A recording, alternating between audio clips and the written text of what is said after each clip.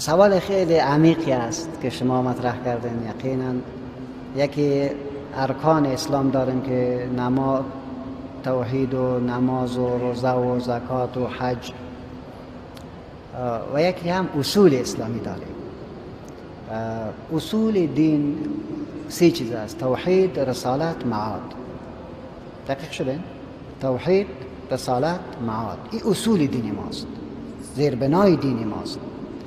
هر چیزی که شما میبینین به یکی از این تعلق میگیرد.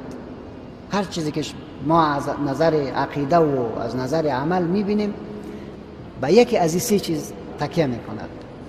ولی که ما میگیم که ارکان به حسب حدیث رسول ما صلی الله علیه و سلم که بنی الاسلام علی خمس: شهادت ان لا اله الا الله و ان محمد رسول الله و تقیم الصلاة و تؤتی الزکات و تحج البیت و تصوم رمضان.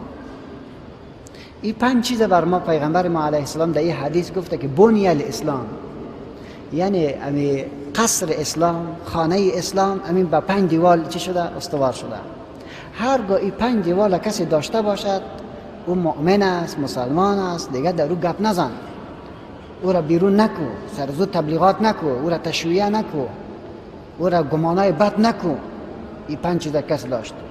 و در حدیث دیگر میفرماید که پیامبر علیه السلام: من صلى صلاتنا و استقبل قبلتنا و اکل ذبیحتنا فهو فی ذمة الله.